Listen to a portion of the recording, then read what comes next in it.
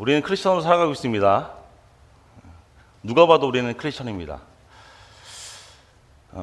우리가 크리스천으로 살면서 누구나 가는 질문 중에 하나는 이겁니다. 내가 신앙생활을 잘 하고 있는가 하는 겁니다. 여러분 어떻게 평가하십니까? 여러분의 신앙생활을 내가 잘하고 있으십니까? 잘하고 있다고 생각하십니까? 아니면 몇십 년을 신앙생활하고 교회에서 문 닫고 있지만 아직 많이 부족해라고 혹시 느끼고 계시지 않습니까? 우리는 신앙생활하면서 늘 생각합니다. 내가 신앙생활을 어떻게 해야 할까? 어떻게 하는 것이 좋은 것일까?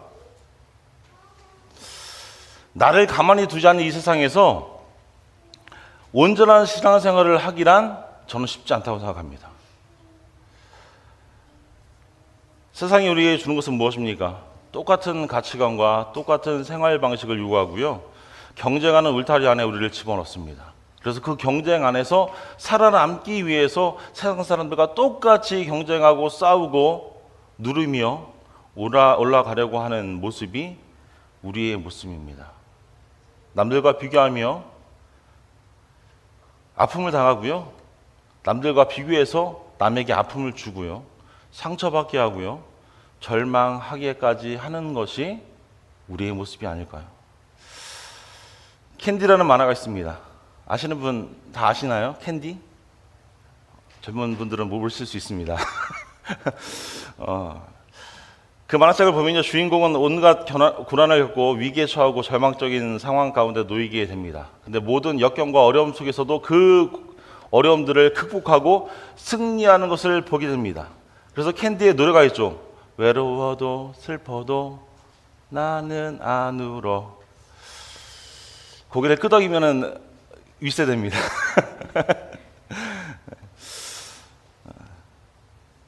우리의 삶이 이렇다고 생각해요. 저는 크리스천으로 살면서 저는 목사고요. 우리가 다 크리스천 공동체로 교회 공동체로 모이고 크리스천이라고 남들에게 불림바 당하지만 우리의 삶을 돌아보면요. 크리스천이라고 해서 하나님의 자녀라고 해서 우리 삶에 어려움이 없고요. 고난이 없고요. 역경이 없고요. 모든 것이 평탄한 삶을 살았다라고 얘기할 수 없습니다. 그리고 제가 목사로서 단언컨대 여러분이 열심히 하나님을 믿고 예수 그리스도를 섬긴다고 해서 여러분의 삶에 고난이 없다고 말씀드릴 수 없습니다. 성경은 그렇던 약속도 우리에게 하지 않습니다. 오늘 본문은요, 우리가 가진 질문에 대해서 대답합니다. 오늘 본문에 나오는 가장 중요한 것이 무엇이냐면 예수 믿는 사람들은 이런 고난과 시험과 역경이 있지만 절망할 수 없다는 겁니다. 오늘 짧은 말씀입니다. 우리가 너무 잘 알고 있는 말씀이에요. 이 말씀 가운데 우리에게 주는 말씀은요, 예수 믿는 크리스찬들은 절망할 수 없다는 겁니다. 너희의 삶에 보여주는 고난이, 역경이, 어려움이 우리 눈에는 대단히 크게 보인다 할지라도 우리를 절망시킬 수 없다는 말씀이에요. 왜 그렇습니까? 하나님으로부터 위로부터 오는 능력이 우리에게 임하기 때문에 우리는 절망할래야 절망할 수가 없다는 겁니다. 전제는 뭐예요? 하나님으로부터 오는 능력이 나에게 임하여야만 우리가 절망하지 않을 수 있는 겁니다. 하나님이 귀 쓰시는 그릇으로 우리에게 날마다 능력을 부어주시기 때문에 우리는 절망하지 않을 수가 있는 겁니다. 그래서 오늘 본문의 말씀을 통하여 우리가 생각할 것들이 있죠. 그냥 두세요. 첫 번째로 생각해 볼 것은요, 우리는 질그릇이라는 겁니다. 질그릇. 우리 인간의 모습을 한번 이해해 보셨으면 좋겠어요. 바울 시대는요, 깨지기 쉬운 질그릇이 흔했습니다. 그 질그릇들을 사용했습니다. 그래서 그것들을 구원의 메시지라는 이 값진 보화와 대조되는 어떤 은유적인 표현으로 오늘 성경은 우리에게 제시하고 있어요. 복음이라는 것, 우리가 믿고 있는 복음이라는 그 빛은요, 사탄도 마귀도 빼앗을 수 없는 보화입니다. 질그릇은 비록 깨지고 금이 가고 새고 더러워지면 전혀 시선을 끌지 못합니다. 단지 용도에 필요하게 사용될 뿐입니다. 그 모양이나 그 질그릇의 가치가 중요한 것이 아닙니다. 중요한 건 뭐예요? 그 그릇 안에 담겨 있는 것이 중요한 거예요. 종종 우리는요, 그릇 모양 때문에 낙심합니다. 우리를 그릇이라고 표현하잖아요. 질그릇이라고 표현하는데 우리의 모습을 보고 어떤 외형적인 모습, 나에게 나타나는 모습을 보고 나를 스스로를 평가하면서 낙담합니다. 나를 부정합니다. 난 쓸모가 없어. 나는 너무 연약해 라고 낙심합니다. 사랑하는 여러분, 사람을 만나면 만날수록 느끼는 거는 그겁니다. 육체적으로 우리는 연약하다는 겁니다. 속으로 어떻게 대답하실지 모르겠어요. 저는 근데 육체적으로 참 약하다고 생각합니다. 조금만 힘써도요, 아프고요. 뛰어도요, 병이 나고요. 근육이 경련을 일으키고요. 제가 비만이라 그럴지 모르겠어요. 하여튼 운동을 좀 심하게 하면 그렇습니다. 겉으로 보기에는 우리가 튼튼해 보이고 건강해 보일지 모르지만 작은 실수 때문에 몸을 다치게 됩니다. 우리가 잘 하고 있었던 일들을 하다가 어느 순간 우연적인 사고가 일어나게 됩니다. 잘못 부딪히거나 넘어지거나 쉽게 부러지고 쉽게 금이 가고 쉽게 몸이 찢어지고 생각보다 빨리 늙습니다. 우리는. 현대 사회가 많이 예전보다 덜 늙는다고 해죠. 자기 나이에 곱하기 0.8을 하면 현재의 나이라고 이야기를 하지만 그래도 우리는 그 시간이 조금 늦을 뿐이지 늙어갑니다.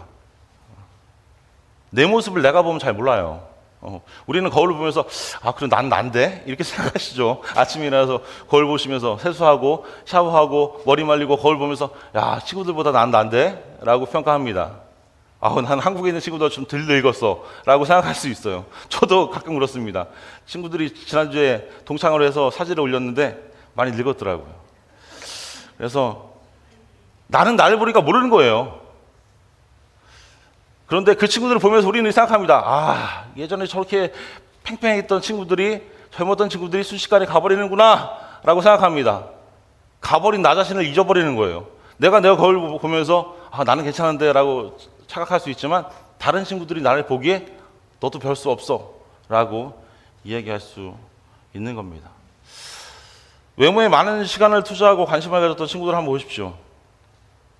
그 나이보다 조금 더 젊어 보일 수 있지만 자기가 생각하는 것보다는 좀 더 젊다고 생각하지만 눈에 이제 주름이 자글자글하고요. 머리가 희끗희끗해지고요. 배가 나오고요. 그 다음 이야기 안 드리도록 하겠습니다. 꼭 저를 설명하는 것 같아서 매일 부를 때는 몰라요. 남편과 아내도 마찬가지라고 생각합니다. 저는 어제 설교를 준비하면서 이게 가장 속으로 계속 웃었어요. 남편과 아내 사이는요, 매일 보기 때문에 모릅니다. 얼마큼 늙어가는지, 얼마큼 힘들어지는지. 그런데 친구들을 가끔 1년에 한 번 만나거나 누굴 만나잖아요. 그러면 금방 얘기합니다. 네 남편은 왜 그래? 너 부인은 너 힘들게 했어? 이렇게 물어봐요. 이제 학교 입학할 때 사진을 냅니다. 저희 경우에요. 학교에 이제 입학하기 위해서 사진을 내면은 저는 사진을 3년 전, 5년 전 사진을 척척하고 냅니다. 찍지도 않았지만 그 예전에 그 젊었을 때, 잘났을 때 사진을 냅니다. 여권 사진이 특히 그랬죠. 여권 사진을 10년 동안 바꾸지 않았습니다. 계속 똑같은 걸 냈어요. 우리의 모습이 그렇습니다. 육적으로 금방 상하고 깨지고 약해지는 것이 우리의 모습이에요. 그것만 그렇습니까? 영적으로도 좀 마찬가지라고 생각합니다. 아무리 괜찮은 인간이 할지라도 그 안을 내려다보면 연약함이 숨어 있습니다. 저는 여러분을 보지 못하지만 하나님은 여러분의 모든 것들을 다 보고 계신 줄 믿습니다. 우리가 성경에서 읽은 여러 믿음의 인물들 중에 다윗이 있죠. 다윗은 저는 멋진 신앙인이라고 생각합니다. 하지만 성경을 보면 다윗도 약점투성이에요. 밧세바의 범죄 말고도 세세한 것이 너무 많습니다. 죄를 짓고 하나님께 고백하지 않고 숨기려고 한 죄들이 있어요. 역대상 21장에 보면요, 물론 사단이 마귀가 그 마음 가운데 준 것이지만 다윗은 스스로를 교만에 빠뜨립니다. 그리고 하나님께서 그 백성들의 그 숫자를 세라고 명령하셨을 때에 자신의 군대의 사람 수에 대해서 자랑하기 위해서, 자신이 얼마나 대단한지를 증명하기 위해서 백성들까지 군인에 포함해서 그 수를 세게 되는 실수를 합니다. 아브라함 어떻습니까? 믿음의 조상이라고 하는 아브라함도 자세히 들여다보면요, 얼마나 치사합니까?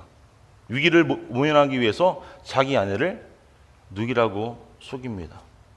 팔아먹고요, 잡아갈 때도요, 자기가 죽을까 봐 가만히 있습니다.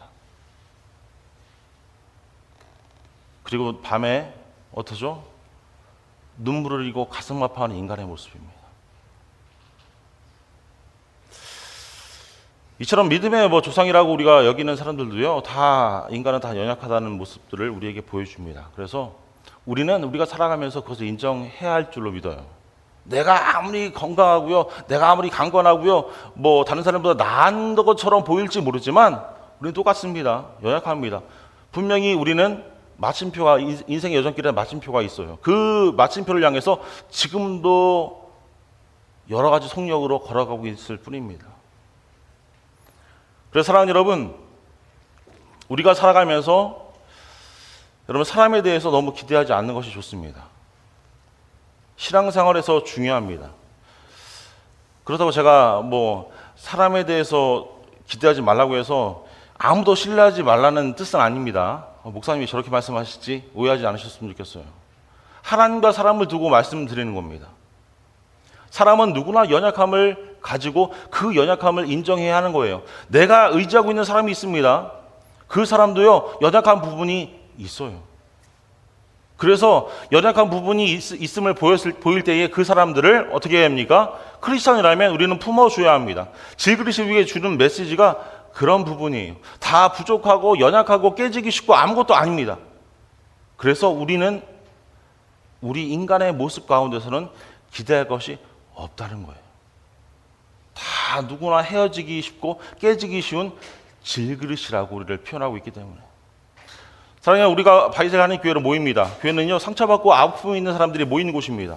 나는 상처가 없는데요 라고 이야기할 수 있지만 우리는 누구나 상처를 가지고 있습니다. 그리고 그 상처를 치유받았기 때문에 이 자리에서 우리가 하나님께 감사할 수 있고요. 하나님, 나는 아픔이 없습니다. 지금 고통이 없습니다. 감사한 것 투성입니다 라고 고백할 수 있는 거예요. 누구나 교회 안에서 치유받고 회복되어지며 건강하게 되기를 소원합니다. 목사님 저도 마찬가지예요.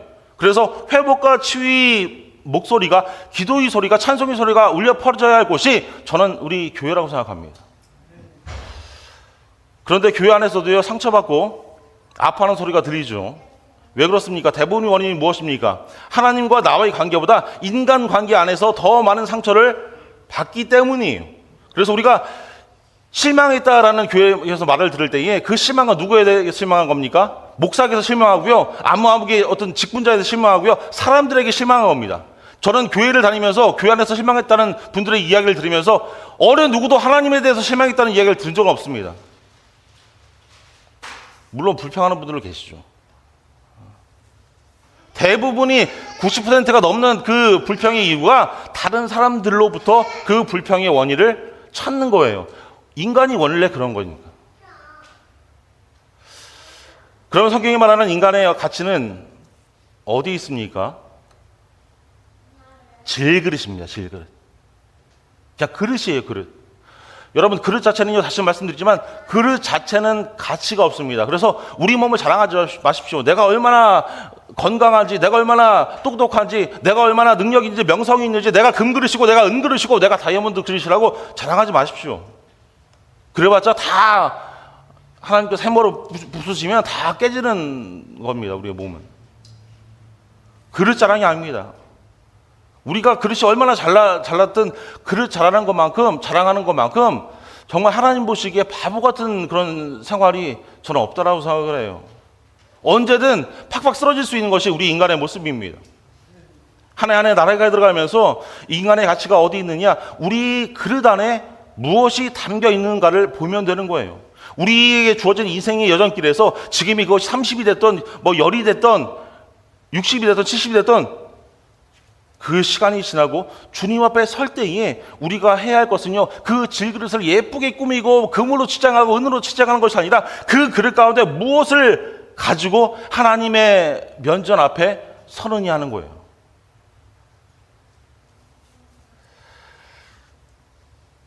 잘 생각해 보세요. 그렇잖아요. 우리가 하나님께서 그릇으로 만들어 주셨는데 우리가 수십 년 살아오면서 우리 그릇이 어떻게 그대로 있겠습니까?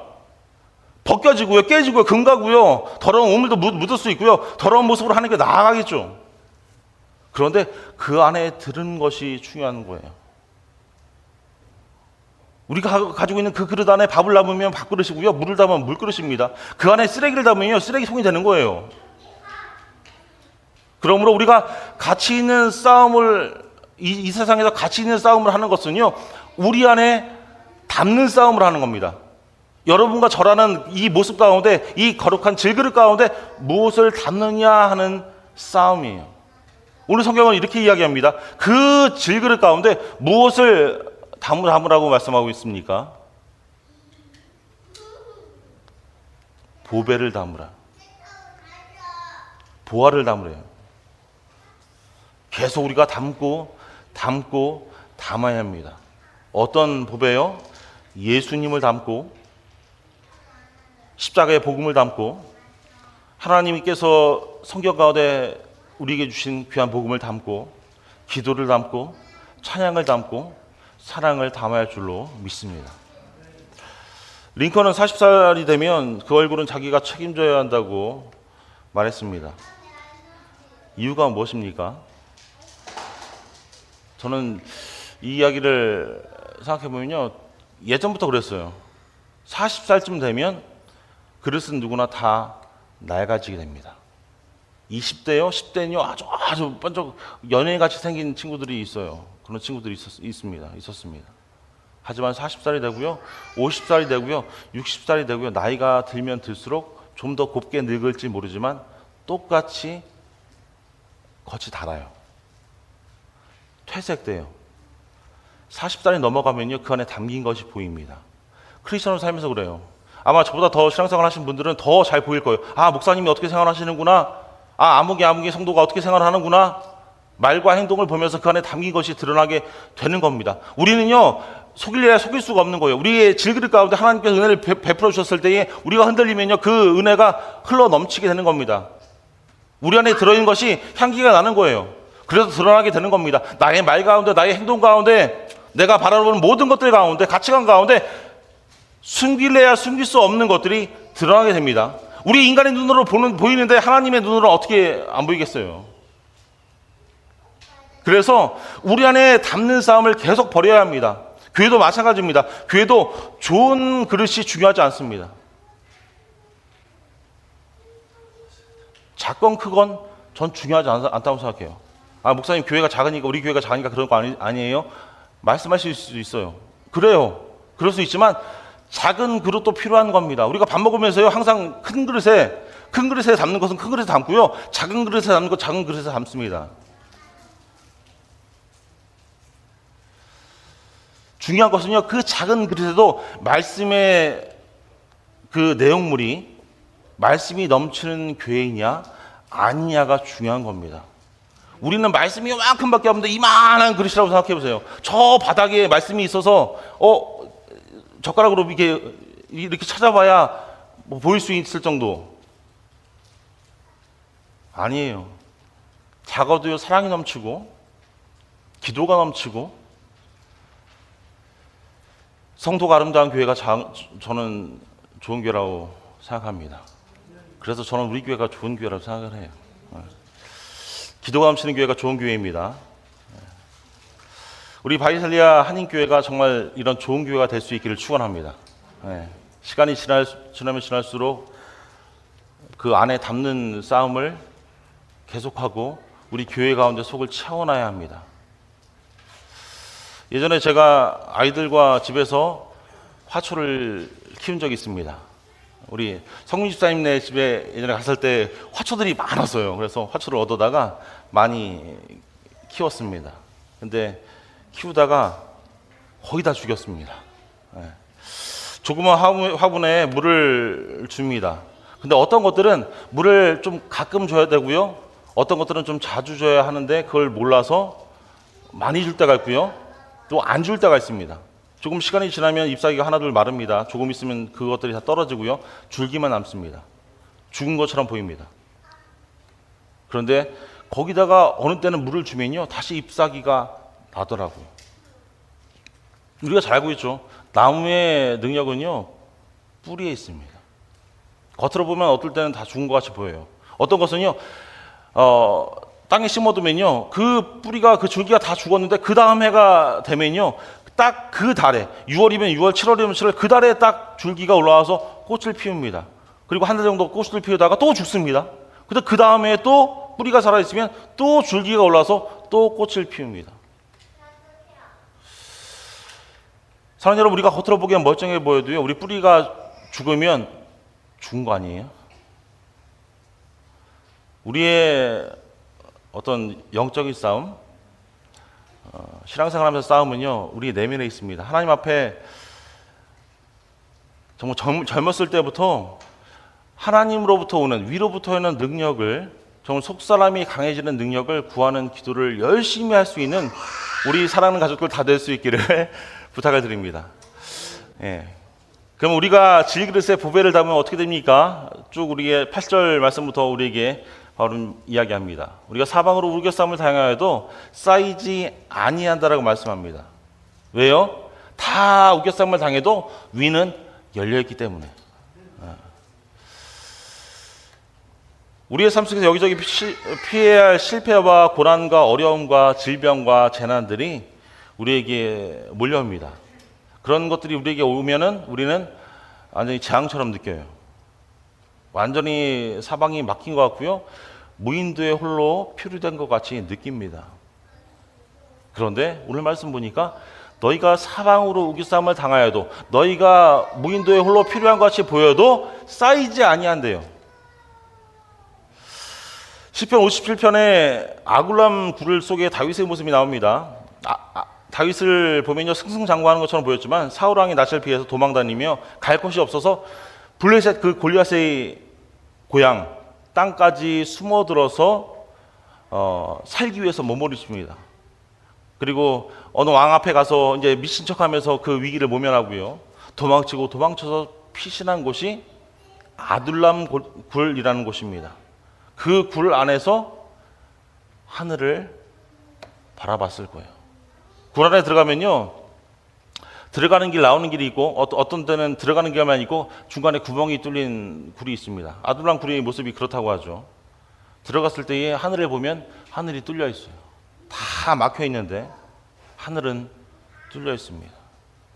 인간적인 수단과 방법을 총동원해서 해결할 수 없고, 동서남북 어디를 바라봐도 꽉 막힌 듯한 그런 느낌, 숨조차 쉴 수 없는 그런 느낌을 받는 일들을 우리는 경험합니다. 그리고 경험하고 앞으로도 경험하실 겁니다. 근데 그런 어려움 가운데서도요, 기도하고 찬송하는 사람에게 기적이 일어난다는 겁니다. 바울이 옥에 갇혔을 때 기도하고 찬송했을 때 옥문이 열렸잖아요.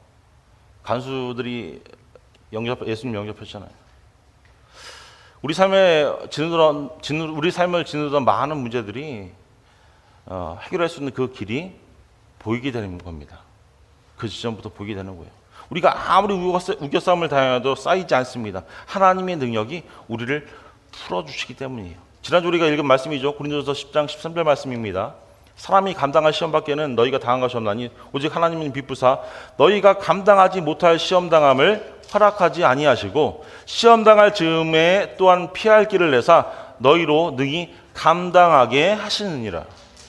하나님의 능력을 소유한 사람은 사방으로 우겨싸움을 당하여도 피할 길이 생기고 해치고 나갈 수 있는 방법이 생긴다는 겁니다. 그 방법을 하나님께서는 마련해 주셨다는 사실이에요.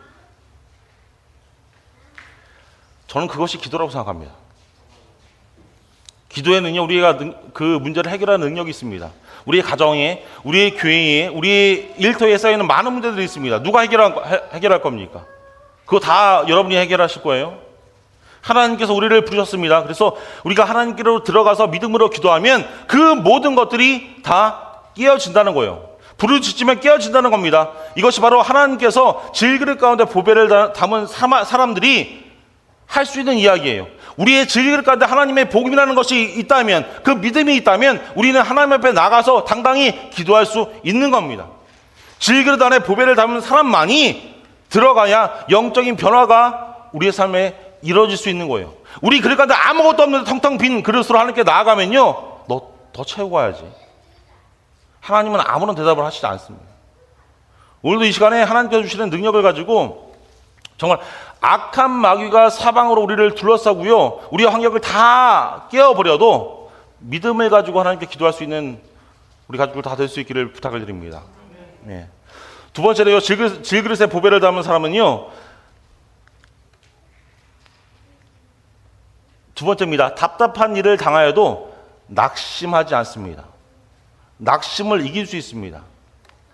난처한 일에 빠져도 절망치 않는다라는 의미예요. 답답한 일을 당하다는 그 헬라어 원어의 의미는요, 아포레오라는 단어입니다. 이 말의 의미는 채권자에게 파산을 당하여 모든 것이 끝난 상태, 우리가 가진 걸 다 뺏긴 상태, 절망적인 상태를 가리킵니다.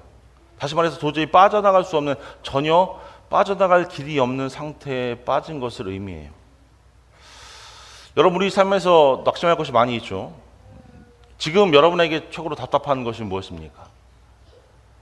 스스로에게 한번 답해 보셨으면 좋겠어요. 내가 무엇을 하고 싶은데 못하는 일이 있잖아요.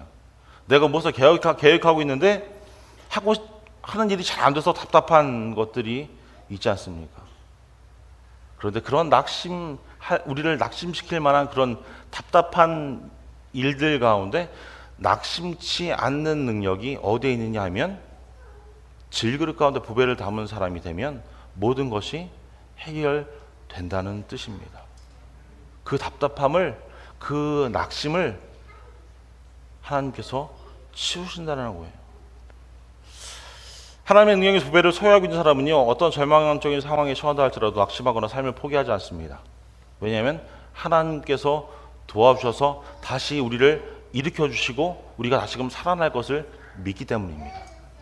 우리가 잘 알고 있는 그 출애굽의 말씀이죠. 이스라엘 백성들이 애굽을 탈출해서 많은 기대와 긴장감을 가지고 애굽을 탈출합니다. 가나안을 향하여 이제 광야길을 전진하는데요, 낮에는 구름 기둥으로 하나님께서 인도하십니다. 시원하게 인도하시죠. 밤이 되면요, 불 기둥을 허락하셔서 그들에게 오는 추위를 막아주셨습니다. 그래서 하루하루의 그 걸음이 아마도 이스라엘 백성들에게는 신나는 걸음이었을 거예요. 그런데 예기치 못한 어려움이 다가오죠. 홍해 앞에 이르러 바다를 건너갈 준비를 하고 있을 때에 저 멀리서 애굽왕이 바로 그 군대들을 이끌고 이스라엘 백성들을 노예로 잡으려고 달려오고 있다는 소식을 들었습니다. 그들의 마음과는 암담했어요. 앞에는요, 큰 바닷물이 흐르고요, 양옆은 절벽으로 막혀 있고요, 뒤에서는 애굽 군인들이 다시 나를 잡으러 쫓아옵니다. 이런 답답하고 절망적인 상황에서 우리가 갖는 일반적인 생각은 무엇입니까? 이스라엘 백성들이 갖던 생각이죠. 낙심하고 원망하고 불평을 늘어놓는 것이 일반적인 우리의 모습입니다. 제가 아마 그 자리에 있었더라도 그렇게 할 수 있었으리라 저는 생각을 해요. 그러나 신앙적인 사람, 그 모세는요, 하나님께 부르짖어 기도합니다. 하나님이 이 모세의 기도를 들으시고 그 바닷물을, 홍해를 갈라서 살 길을 열어주셨습니다. 여러분, 하나님을 의지하고 부르짖어 기도하는 사람에게는요, 어떤 절망적인 상황에서도 그 상황을 피할 길, 건너갈 길을 하나님께서 만들어 내신 줄로 믿습니다. 하나님의 능력은요, 우리를 구원해 주실 수 있기 때문입니다. 세 번째 하나 더 생각해 볼 것은요, 세 번째, 네 번째 함께 해보겠습니다. 9절 말씀입니다. 박해를 받아도 버림받지 아니하며 거꾸로 트림을 당하여도 망하지 아니한다라고 말씀합니다. 핍박을 당해도 내가 버림받지 않고요, 내가 거꾸로 트림을 당하여도, 매를 맞아 넘어져도, 쓰러뜨려 넘어져도 내가 망하지 아니한다라고 말씀하고 있어요. 이사야서 41장 9절 말씀입니다. 내가 땅끝에서부터 너를 붙들며 땅 모퉁이에서부터 내가 너를 부르고 내게 이르기를 너는 나의 종이라. 내가 너를 택하고 싫어하여 버리지 아니하였다 하였노라. 시편 37편 28절 말씀이에요. 여호와께서 형제를 사랑하시고 그의 성도들을 버리지 아니하심이로다. 그들은 영원히 보호를 받으나 악인의 자손은 끊어지리로다.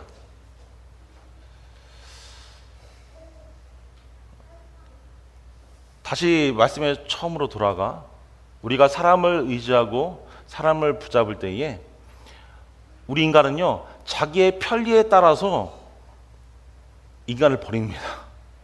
경험하신 분들이 많이 있으시죠. 사람들은 자기의 편리에 따라서 우리를 외면하고 버릴 수 있습니다. 그리고 어쩌면 세상이 주는 그 괴롭힘은요, 어려움은요, 더 거세게 우리 삶 가운데 몰려올지도 모릅니다. 하지만 어떤 상황에 처한다 할지라도 하나님은 절대로 저와 여러분들을 버리지 아니하십니다. 믿으십니까? 아멘. 우리를 꼭 붙들고 우리를 이끌어 주시는 분이 하나님이시라는 사실이에요. 이 거꾸러뜨림을 당하다라는 말, 헬라어 단어로 카타발로라는 그 말은요, 레슬링 선수가 상대 선수를 잡아서 확 던져서 바닥에 넘어뜨리는 것을 의미해요.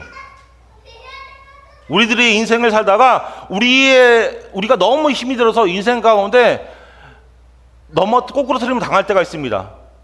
뭐 권투하다가 KO 펀치를 맞아서 나가웃 당하잖아요.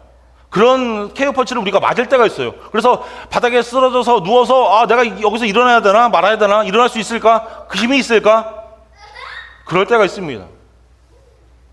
도저히 일어나지 못할 것 같은 그 느낌, 아니 내가 여기서 주저앉아서 다 포기해야지 라고 생각할 때가 있습니다. 왜 내 삶에 되는 것이 없지? 왜 이걸 하나님께서 이루어주시지 않지? 내가 이만큼 기다렸는데 왜 하나님 아직까지 응답해 주시지 않지?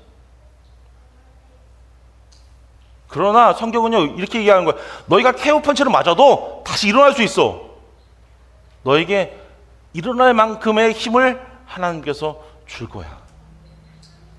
우리가 지난주에 나눴던 말씀입니다. 사랑하는 여러분, 우리 삶 가운데서 악한 마귀의 공격에 대해서 우리는 대비할 것이 없습니다. 왜요? 우리가 강하면 되는 거예요. 야고보서 4장 7절 말씀입니다. 같이 봉독해 볼까요? 시작. 그런즉 너희는 하나님께 복종할지어다. 마귀를 대적하라. 그리하면 너희를 피하리라. 우리가 마귀를 대적하고 마귀가 피할 수 있는 이유는 무엇입니까? 우리가 하나님께 복종할 때에, 하나님께 순종할 때에, 하나님의 복음 가운데 우리가 가까이 갈 때에 마귀는 우리를 피할 수밖에 없는 거예요. 이길 수 없는 존재임을 알기 때문에. 우리가 하나님 말씀으로 무장되어 있으면 마귀가 와봐야 별거 아니게 되는 겁니다. 일일이 그 마귀의 공격에 일일이 우리가 마음을 조려하며 일일이 대처할 필요가 하나도 없어요. 하나님의 능력으로 무장하면 우리 삶의 모든 것들을 우리 스스로가 준비할 필요가 없다는 사실입니다. 하나님만 붙들면 나머지 문제들은 하나님께서 해결해 주시기 때문에. 그래서 여러분의 질그릇을 자꾸만 금그릇, 능그릇으로 바뀌려고 노력하지 마시고요. 여러분의 가치를 올리는 방법, 저와 여러분의 가치를 올리는 방법은 하나님을 그 그릇 가운데 놓는 겁니다. 하나님을 모시면 우리의 인생이 멋지게 될 줄로 믿어요. 마지막 10절 말씀입니다. 우리가 항상 예수의 죽음을 몸에 짊어짐은 예수의 생명이 또한 우리 몸에 나타나게 하려 함이라. 바울은 이렇게 간증하는 겁니다. 나의 삶 가운데, 우리의 질그릇 가운데 하나님을 담고, 하나님의 복음을 담고 예수 그리스도의 십자가의 그 사랑을 담아도 내 삶 가운데 고난이, 반복적인 고난이, 항상 고난이 일어난다고 이야기하는 겁니다. 제가 지금까지 좋은 말씀만 드렸잖아요. 우겨쌈을 당해도 매이지 아니하고 일어나고 낙심치 아니하고 여러 가지 많은 하나님께서 회복의 역사를 일으키시지만 우리가 크리스찬으로 살아가면서 어떤 어려움도, 어떤 절망도, 어떤 장애물도 없다라고 하나님은 우리에게 말씀하시지 않습니다. 바울의 고백처럼 내가 예수의 죽음을 몸에 짊어져야 돼요. 우리가 예수의 죽음을 몸에 짊어져야 합니다. 우리의 삶 가운데 계속적으로 반복적으로 고난이 일어난다는 말씀이에요. 사랑하는 여러분, 우리는 깨지기 쉽지만 소중한 질그릇입니다. 그래서 우리 안에 닿는 연습을 하십시오. 하나님께 기도하셨으면 좋겠어요. 저는 부족합니다. 저는 연약합니다. 그러나 하나님의 그릇입니다. 나를 사용해 주셔서 내가 질그릇이고 좀 못난 그릇이지만 깨끗한 그릇이 되어서 주님을 닮아서 주님께 정말 쓰임받는 그런 깨끗한 질그릇이, 필요한 그릇이 되게 해주십시오.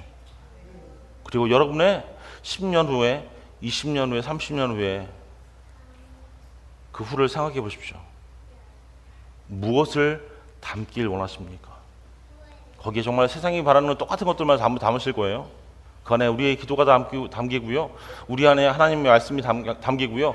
우리가 원하고 기도했던 그 영혼에 대한, 내가 전도하고 싶었던 그 영혼에 대한 가족들, 친구들에 대한 명단이 그 안에 담겨져야 하지 않겠습니까?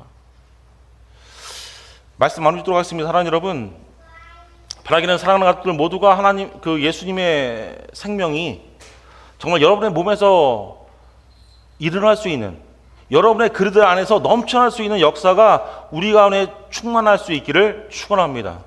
정말 그런 하나님의 자녀들이 되면 우리들의 삶의 모든 것들이 다 변화되는 하나님의 통로가 될 줄로 믿습니다. 여러분과 저는 질그릇입니다. 금그릇도 은그릇도 다이아몬드 그릇도 아닙니다. 흠이 생기고 금이 가고 오래돼서 때가 타고 점점 볼품이 없어지는 그릇입니다. 하지만 우리가 절망치 않을 수 있는 이유는요, 우리가 사방을 우겨쌈을 당해도 당하지 않고요, 답답한 일을 만나도 낙심치 않고요, 괴롭힘을 당해도 초조하지 않고요, 거꾸로 들임을 당하여도 포기하지 않을 수 있는 이유는 우리는 하나님이란 보배를 담은 질그릇이기 때문입니다. 그래서 하나님 앞에 잘 쓰임받는 정말 능력이 넘치는, 저보다 더 넘치는 우리 사랑하는 가족들 다 될 수 있기를 주님의 이름으로 축원합니다. 기도하겠습니다.